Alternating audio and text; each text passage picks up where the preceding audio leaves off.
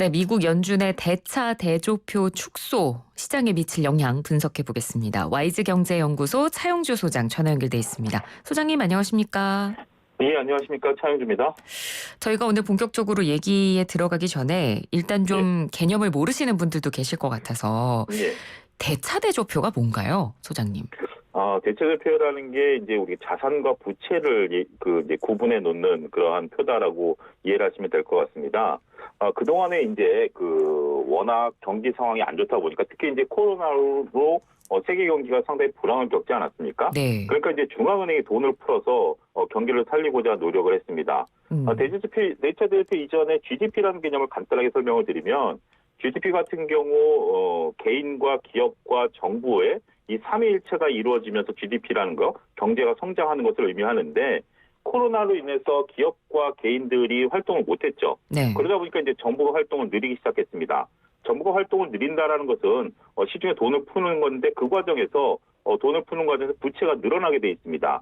그러다 보니까 지금 대체대조표상에 부채가 늘어나 있는 거고요. 네. 따라서 늘어난 부채를 정상화시키는 과정, 어떻게 보면 개인과 기업들이 경제를 살리는 것이 가장 좋고 정부는 그 뒤에서 조용한 조종자 역할을 해야 되는데 정부가 이제 전면에 나섰다가 뒤로 물러서면서 부채를 좀 줄여가고 그 근저에는 결국 지금 미국도 그렇고 우리나라도 그렇고 기업이 살아나고 있기 때문에 기업이 살아난다라는 것은 결국 그 돈들이 개인에게도 흘러간다라는 거 아니겠습니까? 네. 그러니까 어떻게 보면 비정상적인 상황이 일시적으로 우리에게 발생을 했고 이렇게 비정상적인 상황에서 정상화 단계로 가는 그러한 과정이다. 이런 표현이 가장 적절할 것 같습니다. 네. 그래서 지난 5월에 이 미 연준이 기준금리를 이제 0.5%포인트 인상을 하면서 예, 그때 이제 6월부터 대차 대조표를 축소를 하겠다 이런 계획을 밝혔었고 이미. 그래서 예, 미국 시간으로 오늘이 그 대차 대조표 축소 첫날이었거든요. 예, 예. 시장 반응은 어땠나요? 그러니까 우리가 이제 대체대표 축소하는 그러한 방식에 대해서 또다시 여러분들이 잘 아셔야 되는데, 네. 오늘부터 이제 돈을 빨아들이겠다라는 것이 아닙니다.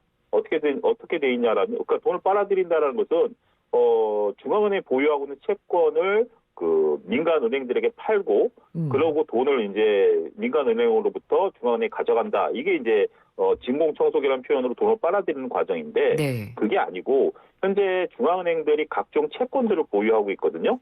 국채라든지 지금 심지어 말도 안 되는 MBS라는 주택저당증권까지 다 보유를 하고 있습니다. 그런 것들이 만기가 이제 매달 채권들은 돌아오는데 네. 만기가 돌아오는 채권을 그냥 바로 없애버리겠다라는 겁니다. 그러면 그 채권을 발행한 기관들은 그 채권을 갚기 위해서 돈을 내야 되는 거죠. 네. 그러한 방식으로 대차대표 축소를 시행하겠다. 이게 지금 미국의 방침이고요. 예. 이제 6월부터 시작한다라고 했으니까 실질적으로 오늘부터 적용이 된다라고 생각을 할 수 있습니다만 만기되는 채권이 6월 15일 날부터 시작이 됩니다. 네. 따라서 지금 당장 돈이 중앙은행으로 확 들어간다라는 게 아니라 6월 15일 날부터 들어가기 때문에 아무래도 근데 우리가 그렇잖아요. 이제 큰 매를 맞아야 된다라고 표현이 적절할지 모르겠습니다만 앞으로 매를 맞는다라면 맞을 때까지는 긴장을 하죠. 네. 맞고 난 다음에 차라리 속이 시원할지언정 맞을 때까지는 긴장을 하기 때문에 오늘부터 본격적으로 글로벌 주식시장 긴장 모드로 들어갔다. 이렇게 보는 것이 적절할 것 같습니다. 네. 알겠습니다. 자, 그럼 앞으로 그 스케줄이 어떻게 진행이 되는 건가요? 일단 지금 아까 이제 앵커께서도 한 480억 말씀하셨는데요. 정확히 짚어드리면 이번 달에 만기가 돌아오는 게 한 480억입니다. 네. 근데 연준은 지금 이제 6월까지는 300억씩 하겠다라고 얘기를 하고 있고요. 그다음 9월부터는 그걸 2배로 늘려서 어찌됐든 올해 우리나라 돈으로 연준이 빨아들이겠다라는 돈이 약 700조 정도 됩니다. 우리나라 돈으로. 네. 근데 우리나라 올 한 해 예산이 600조입니다. 그러니까 이제 우리나라 경제 규모 정도 되는 돈을 반년 만에 미국이 빨아들이겠다라는 거죠. 네. 이거 어마어마한 거죠. 우리나라 경제 규모도 세계 유수의 경제 규모를 가지고 있는데 네. 이 정도를 반년 만에 중앙은행이 시중으로부터 방식은 어찌 됐든지 간에 일단 가져가겠다라는 것이기 때문에 그동안 풀려있던 시중의 유동성이 아무래도 줄어들 수밖에 없고요. 유동성이 줄어든다라는 것은 유동성 때문에 올랐던 위험자산 이런 것들에 대한 선호가 급속도로 식을 가능성이 있다. 이렇게 보는 것이 정확할 것 같습니다. 네. 그러니까 정말 빠른 시간 안에 큰 규모로 이렇게 아까 표현을 해주셨지만 돈을 네. 빨아들이는 이런 과정을 거치게 되는 건데 예전에도 이렇게 한 적이 있었나요? 아닙니다. 우리가 이제 여러분들이 기억하신 것은 양적 완화, 축소, 테이퍼링 이런 단어는 좀 익숙하실 겁니다. 네네. 근데 지금 이제 그 미국이 돈을 푼 게 거의 꽤 오래된 10년도 넘었던 동안 돈을 풀었는데요. 원래 양적 완화라는 개념은 제가 이제 대학 다닐 때만 하더라도 경제 교과서에 있었던 단어가 아닙니다. 중앙은행이 돈을 조절하는 방법은 지급 준비율하고 이자율을 통해서 시중에 자금을 조절하거든요. 네. 무슨 얘기인가 하니 금리를 올리게 되면 자금이 좀 줄어들고 금리를 낮추면 아무래도 기업 쪽으로 자금이 흘러간다는 거고 그거보다 더 간접적인 방법이 중앙은행이 법으로 규정되어 있는 각 은행들의 지급준 비율 이런 걸 조정함으로써 시중의 통화량을 조절해 왔습니다. 그런데 우리가 이제 서브프라임 사태 이후에 이런 거가 이제 작동을 하지 않다 보니까 교과서에 없는 양적 완화, 그러니까 중앙정부가 민간 은행들이 갖고 있는 채권을 사줌으로써 민간 은행에 돈을 지급하기 시작했고 그 돈을 가지고 저리로 대출을 통해서 경제를 활성화시켜야 된다라고 이제 양적 완화를 했는데 그게 물론 이제 경제를 살리는 데 일조한 것도 있습니다. 하지만 기업들이 자신들의 이익을 낼 수 없는 상황에서 은행에서 돈을 빌릴 리 만무하죠. 그러다 보니까 미국 같은 투자은행들이 글로벌 각국의 각종 자산에 투자함으로써 어떻게 보면 증시라든지 원자재 이런 것들의 거품을 일으키는데도 좀 일조했다. 이렇게 종합적으로 봐야 되겠죠. 어쨌든 지금 이제 양적 완화, 양적 긴축이 들어간다라는 것은 과거에는 없었던 일이고요. 네. 지금 역사적으로 우리도 양적 완화라는 것도 없었던 일이지만 이제 양적 긴축에 들어갔고 대체협의 축소에 들어갔다라는 것도 우리가 이제 새로운 길을 걸어가게 되는 겁니다. 따라서 시장은 이 여파가 어떻게 나타날지에 대해서 어느 누구도 모르기 때문에 네. 그 긴장감은 더해지고 있다. 이렇게 말씀을 드릴 수가 있겠습니다. 그렇군요. 새로운 길을 걷는 거라 예측이 지금은 좀 불가능한 그런 상태다.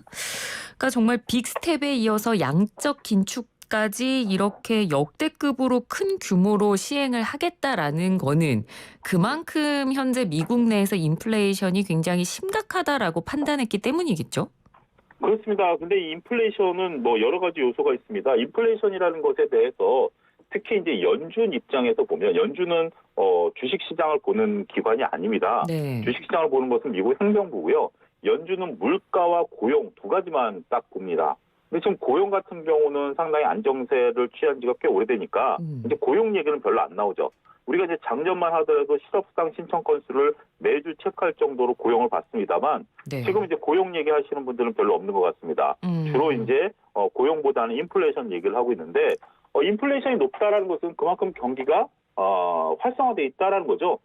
그 공급보다 수요가 늘어나니까 결국 그 가격이 올라가는 거기 때문에 그런 부분에 있어서 지금 연준이 자금을 빨아들인 요소가 되는 거죠.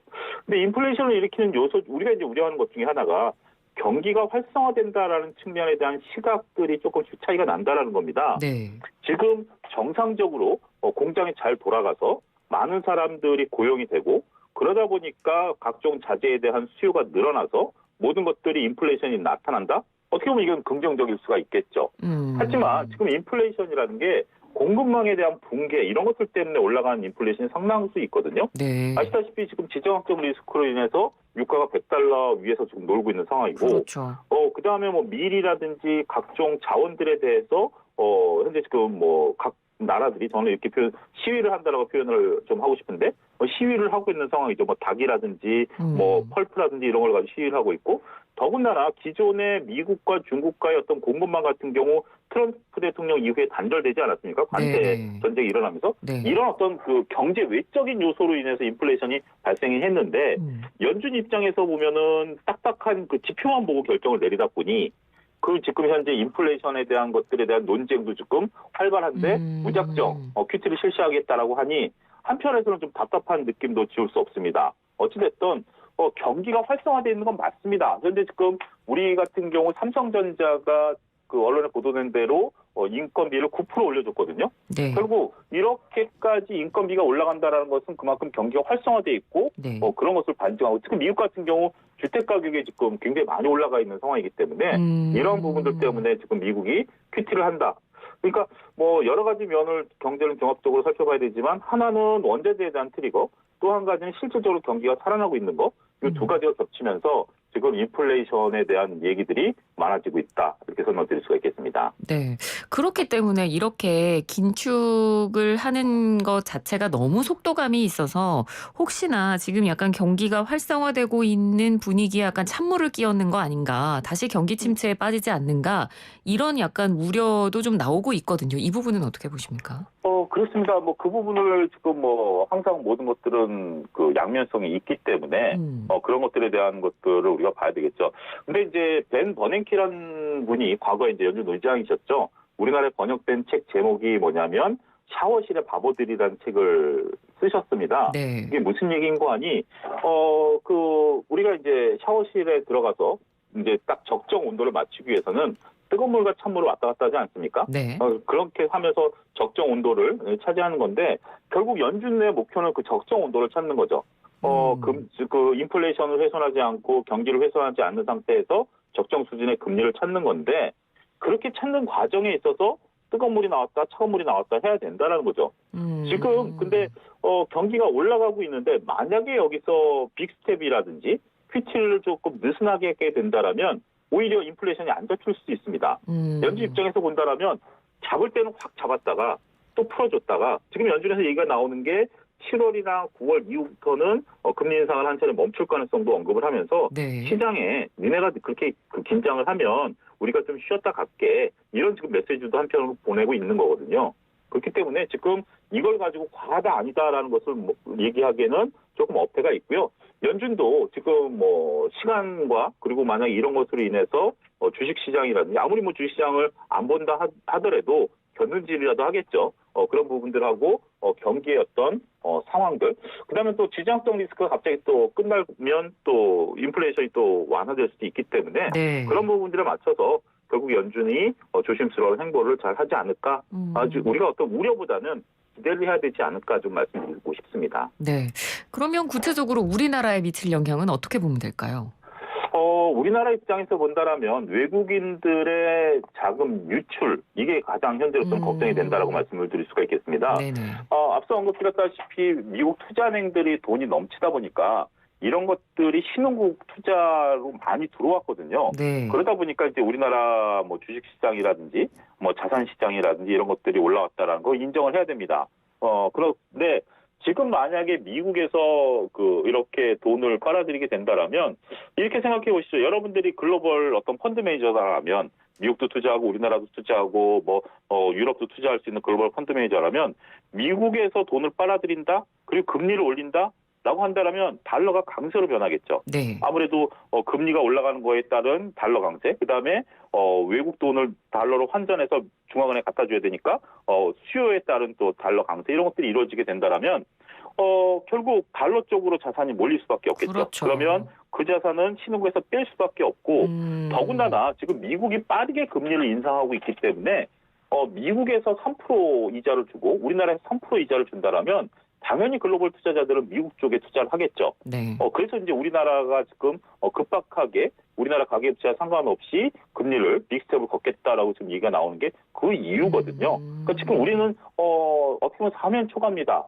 우리나라 경제와 상관없이 환율이 움직이고 있는 상태에서 미국이 금리를 올리면 우리는 가계부채 쳐다도 못 보고 금리를 올려야 된다는 것이고요. 네. 그다음에 두 번째 같은 경우 현재 외국인들이 삼성전자를 필두로 해서 지속적으로 매도를 나타내고 있는데 이게 좀 들어올 가능성도 좀 더 시간이 걸린다라는 거죠.